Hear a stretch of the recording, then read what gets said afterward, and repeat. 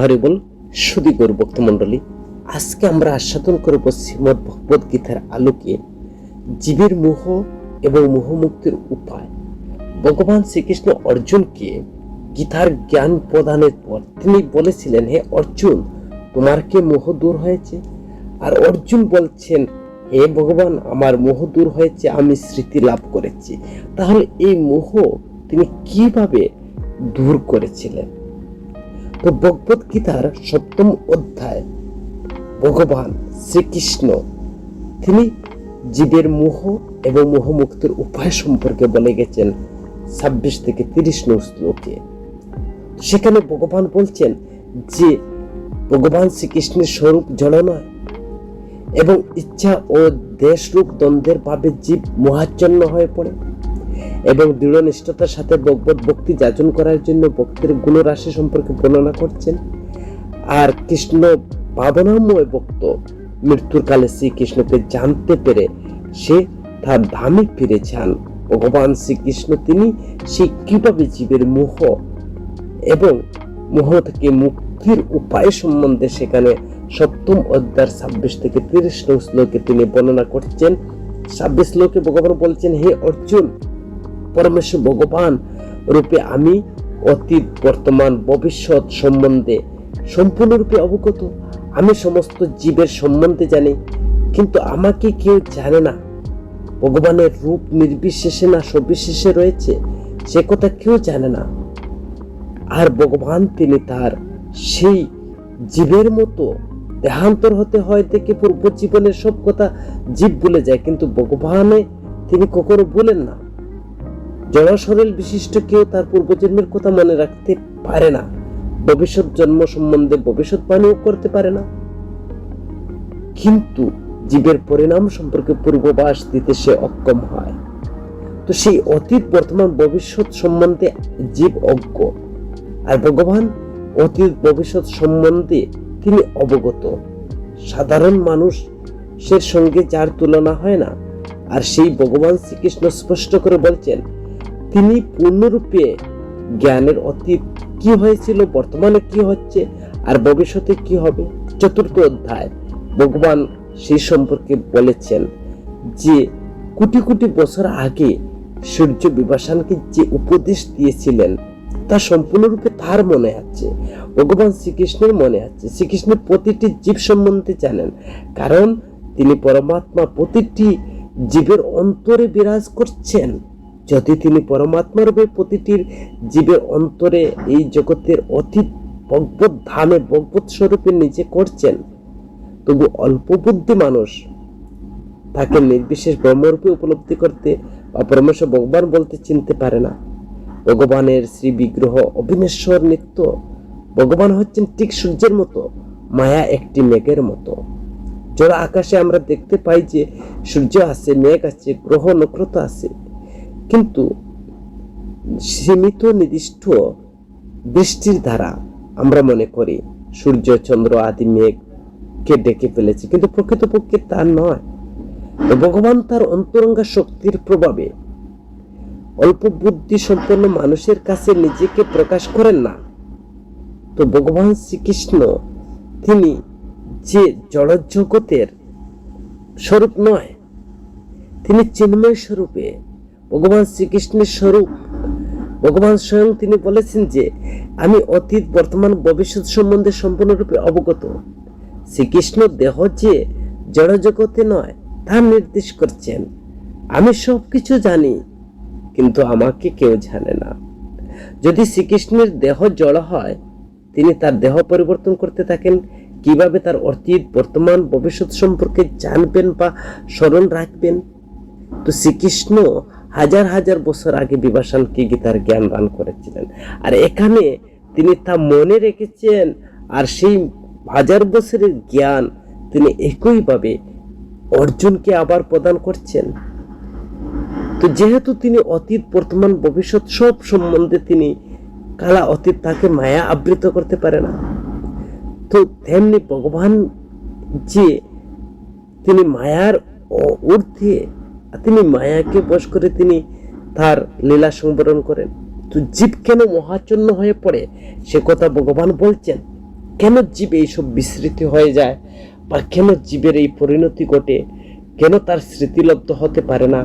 তো সে সম্পর্কে ভগবান তিনি তার ভগবদ গীতার 7ম অধ্যায়ের 27 নং শ্লোকে তিনি বলছেন, ইচ্ছা দেশ দ্বন্দ্ব মোহেন, বা ইচ্ছা এবং দেশরূপে দ্বন্দ্বের ভাবে দ্বারা জীব মোহাচ্ছন্ন হয়ে পড়েছিল।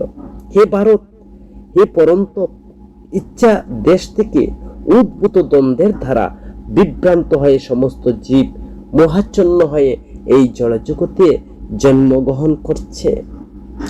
তো এখানে ভগবান তিনি স্পষ্টভাবে বলে দিচ্ছেন এই জগতে জীবে আসার কারণটা কি, জীবের অধঃপতনটা কি। সেই শ্লোকে ভগবান বলছেন দুইটি কারণ সেখানে তিনি বলছেন, যে ইচ্ছা দেশ থেকে উদ্ভূত দ্বন্দ্বের দ্বারা জীব বিভ্রান্ত হয়েছিল এবং জীব মোহাচ্ছন্ন হয়ে তারা চিন্ময় জগৎ থেকে এই জগতে এসেছে। তো কি সেই ইচ্ছা দেশ রূপে দ্বন্দ্বের ভাবে আমাদেরকে পতন হতে হলো? জীবের যে প্রকৃত স্বরূপ, শুদ্ধ জ্ঞানের আধার পরমেশ্বর ভগবানের অধীন দাস বা সেবক, এটা হচ্ছে জীবের প্রকৃত স্বরূপ। আর মোহ কি? মোহটা হচ্ছে মায়ার দ্বারা নিয়ন্ত্রিত, বশীভূত হওয়া শ্রীকৃষ্ণকে উপলব্ধি করতে পারে না। আর শ্রীকৃষ্ণকে উপলব্ধি করতে না পারা তাকে মোহ বলা হয়। আর মোহর কারণ হচ্ছে শুদ্ধ জ্ঞান তথা ভগবত জ্ঞান না থাকার কারণে মায়ার জীবকে আচ্ছন্ন করে ফেলে। আর মোহটার কারণ কি? মোহটার কারণ হচ্ছে ভগবান বা ভগবত তত্ত্ব অবগত না থাকার কারণে। আর মায়া কি করে? তাকে আচ্ছন্ন করে ফেলে। কে এই মোহ থেকে মুক্ত হতে পারে? তিনি ভগবান বলছেন যে যারা পরমেশ্বর ভগবানকে উপলব্ধি করছেন, শ্রীকৃষ্ণের ভক্ত হয়েছেন, তারা কিন্তু মায়া মোহ থেকে মুক্ত হতে পারে। তার ফল কি হবে? ফল হচ্ছে ইচ্ছার দেশ এবং দ্বন্দ্বভাব এবং দ্বৈতভাবের বিস্তার তিনি সেখানে বর্ণনা করছেন। মোহগ্রস্ত হওয়ার কারণ কি? ভগবানের সাথে এক হয়ে যেতে চাওয়া। জীবের সাথে প্রথম ভাব বাসনার উদয় হয়, পরমেশ্বর ভগবান শ্রীকৃষ্ণের প্রতি ঈর্ষা বা হিংসা করা। এটাই হচ্ছে জীবের মূল দেশ। সর্বপ্রথম যে দেশটা উৎপন্ন হয়েছে, তারা কি হতে চায়? জীব ভগবানের সমান হতে চায়। প্রথম তারা পাপ বাসনা করেছিল, পরমেশ্বর ভগবানের প্রতি তাদের হিংসা হয়েছিল। এই দুইটি দ্বন্দ্বের কারণে জীবের মূল দেশ হয়। পরমেশ্বর ভগবানকে যারা প্রকৃতির দ্বারা সৃষ্ট বলে মনে করে, মোহজাত দ্বন্দ্বের প্রভাবে সম্মান, অপমান, ভালো মন্দ, সুখ দুঃখ, নারী পুরুষ ইত্যাদি বোধ করতে থাকে। জীবের যথার্থ স্বরূপ যে সে ভুলে যায়। আর জীবের যথার্থ স্বরূপ হচ্ছে শুদ্ধ জ্ঞানময় ভগবানের নিত্য দাস। আর কেউ যখন মোহাচ্ছন্ন হয়ে পড়ে, তখন এই শুদ্ধ জ্ঞান থেকে বিচ্ছিন্ন হয়ে পড়ে। তখন সে মায়ার কবলিত হয়ে পরমেশ্বর ভগবানকে আর জানতে পারে না। ইচ্ছা দেশের প্রভাবে অজ্ঞানী মানুষ ভগবানের সঙ্গে এক হয়ে যেতে চায়। পরম পুরুষোত্তম ভগবান শ্রীকৃষ্ণকে হিংসা করতে শুরু করে। যারা ইচ্ছা দেশের মোহ অথবা কলুষ থেকে মুক্ত, ভগবান সেই শুদ্ধ ভক্তরাই বুঝতে পারেন। ভগবানের যারা ভক্ত রয়েছেন, শ্রীকৃষ্ণের অন্তরঙ্গা শক্তির প্রভাবে জড় জগতে অবতীর্ণ হয়। দ্বন্দ্ব অজ্ঞতার দ্বারা মোহাচ্ছন্ন হয়ে তারা মনে করে যে জড়া শক্তি থেকে পরম পুরুষোত্তম ভগবানের সৃষ্টি। এটা হচ্ছে দুর্ভাগ্য। মোহাচ্ছন্ন মানুষের মান অপমান, এটা আমার ওটা আমার, অহম বৃত্তি দ্বন্দ্বে প্রভাবিত হয়ে মনে করে যে আমার বাড়ি, আমার ঘর, আমার মালিক, আমার সন্তান, আমার স্ত্রী, আমার ধন সম্পদ, আমার অট্টালিকা, এইসব হচ্ছে মোহর দ্বন্দ্ব। আর এইভাবে দ্বন্দ্বে বিভ্রান্ত হয়ে জীব অধঃপতিত হচ্ছে। আর 84 লক্ষ জুনিতে সে জন্মগ্রহণ করছে। আর এইভাবে দ্বন্দ্বের দ্বারা মোহিত হয়ে সম্পূর্ণরূপে অজ্ঞ, তারা পরম পুরুষোত্তম ভগবানকে তখন তারা জানতে পারে না। আর ভগবান থেকে বিচ্যুত হয়ে মোহগ্রস্ত হয়ে তারা জগতে নানা জনিতে জন্মগ্রহণ করে।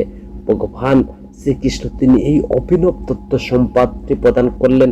আমাদের প্রত্যেকের উচিত ভগবত গীতার 7ম অধ্যায়ের 27 নং শ্লোকটি আমাদের দৃঢ়ভাবে সেই শ্লোকটি মনোযোগ সহকারে আমাদের ব্যবহারিক জীবনে প্রয়োগ করা। ইচ্ছা এবং দেশ দ্বন্দ্বের দ্বারা জীব মোহাচ্ছন্ন হয়ে এবং জন্মান্তর ধরে জীব তার কর্মফলের সে এক যোনি থেকে আরেক যোনিতে ভ্রমণ করছে মোহগ্রস্ত হয়ে। কে করাচ্ছে? তার কারণ কি?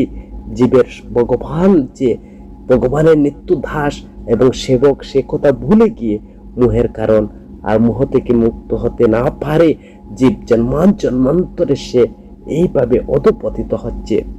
ভগবদ গীতার 7ম অধ্যায় ভগবান বলছেন যে দৃঢ় নিষ্ঠার সাথে ভগবত ভক্তি যাচন করার জন্য ভক্তির গুণাবলী সম্পর্কে বলছেন, যে ধর্মনীতি অনুসরণ করে জীবের অতিবাহিত করেন, ইচ্ছা দেশ থেকে মুক্ত হয়ে কর্ম সম্পাদন করে, আর তিনি পাপ প্রবৃত্তি মোহজাত দ্বন্দ্ব ভাব থেকে একবারে মুক্ত হন। তো এটার মুক্ত কিভাবে হবে? সেই মোহাচ্ছন্ন হয়ে পড়েছে, সেটা থেকে তিনি উপায় বলে দিচ্ছেন। ভগবদ গীতার 7ম অধ্যায় 28 নং শ্লোকে বলছেন যে তারা ধর্মকে, নীতিকে মেনে তারা ইচ্ছা এবং দেশ থেকে মুক্ত হয়ে কর্ম করবে, কর্ম সম্পাদন করবে, আর তিনি পাপ প্রবৃত্তি মোহজাত দ্বন্দ্ব থেকে একবারে মুক্ত হবেন। এটাই হচ্ছে চিন্মস্তরে অধিষ্ঠিত হওয়ার একটা পন্থা বা একটা রাস্তা বলে দিচ্ছেন। আর সর্ব উত্তম পন্থা তিনি বলে দিচ্ছেন যে মহৎ কৃপা প্রাপ্ত কৃষ্ণ ভগবত সেবায় ভক্তি যুগের মাধ্যমে অনায়াসে সে মুক্তি লাভ করা যায়। তিনি আরেক প্রকার ভক্তির কথা বলেছেন সেখানে 7ম অধ্যায়ের 29 নং শ্লোকে, যে আরেক প্রকার ভক্ত যিনি জন্ম মৃত্যু চক্র থেকে মুক্তি লাভের জন্য ভক্তি যাচন করেন। যে সকল বুদ্ধিমান ব্যক্তি জন্ম মৃত্যুর যারা বেদির কবল থেকে মুক্ত হওয়ার জন্য শ্রীকৃষ্ণের আশ্রয় নেন, তাদের ব্রহ্মভূত স্তরের ভক্ত বলা হয়। কারণ ভক্তি যাচন দ্বারা তারা ব্রহ্মরূপ অহম ব্রহ্মানি কর্ম করে অর্চা বিগ্রহের সেবা করেন। তো কৃষ্ণ চিন্তায়, কৃষ্ণ ভাবনায়, ভগবত ভক্তির দ্বারা ভক্তগণ কি করে? মৃত্যুর কালে শ্রীকৃষ্ণকে জানতে পারে এবং তার কাছে চলে যায়। ভগবান ভগবত গীতার 7ম অধ্যায় 30 নং শ্লোকে তিনি সেখানে বলছেন, হে পার্থ, হে অর্জুন, এই যে মৃত্যুর কালে যারা আমাকে জানতে পেরে তারা আমার কাছে ফিরে আসে, যারা পূর্ণরূপে আমার চেতনায় মগ্ন, আমাকে পরমেশ্বর ভগবান অধিভূত জড় জগতের নিয়ন্ত্রা, অধিদৈব দেহ ত্যাগের নিয়ন্ত্রা, অধিযোগ্য সমস্ত প্রকারের যজ্ঞের মুক্তা বলে জানবে। আর যারা কৃষ্ণ চিন্তায় ভগবত ভক্তিতে যুক্ত রয়েছে আর ভগবত ভক্তির ধারায় যুক্ত রয়ে কর্ম করেন, তারাই ভগবত ভক্তির পন্থা থেকে কখনো বিচ্যুত হন না এবং তারা ভক্তির যাজনের ফলে ভগবান শ্রীকৃষ্ণ উপলব্ধি করে মৃত্যুকালে ভগবান শ্রীকৃষ্ণকে ভুলে না আর গোলক বৃন্দাবনে নিয়ে যান। হরে কৃষ্ণ। ভগবান এই যে 4টি শ্লোকের মধ্যে বলে দিচ্ছেন অভিনব তত্ত্ব, জীবের মোহ এবং মোহমুক্তির উপায়। ভগবান শ্রীকৃষ্ণকে স্বরূপ জল নয়, আমাদের নিজের স্বরূপকে আমরা ভুলে যাচ্ছি। আমরা ভগবান শ্রীকৃষ্ণের নিত্য দাস, আর ইচ্ছা দেশ দ্বন্দ্বের দ্বারা জীব মোহাচ্ছন্ন হয়ে পড়ে। জীবের প্রকৃত স্বরূপ মোহ কারণ হয়ে থাকে আর মোহ থেকে মুক্ত হতে পারে না, মায়া তাকে গ্রাস করে আর মোহগ্রস্ত হওয়ার লক্ষণ এইভাবে ভগবান বর্ণনা করছেন। আর তার পদ্ধতি কিভাবে মোহগ্রস্ত থেকে জীব উদ্ধার লাভ করবে সে কথাটা ভগবান তিনি নিষ্ঠা সহকারে বলেছিলেন। যারা দৃঢ় নিষ্ঠার সাথে ভগবত ভক্তি যাচন করবে, ভক্তের গুণরাশির দ্বারা তারা মহৎ কৃপার দ্বারা কৃষ্ণ সাধনা করে তারা মুক্তি লাভ করবে। আর এই দ্বন্দ্ব মোহ থেকে মুক্ত লাভ করে তারা ভগবত ধামে ফিরে যাবেন। জন্ম মৃত্যুর চক্র থেকে মুক্তি লাভ করে ভক্তি যাচন করে সে ভগবানের ভগবত ধামে ফিরে যাবে। হরে কৃষ্ণ।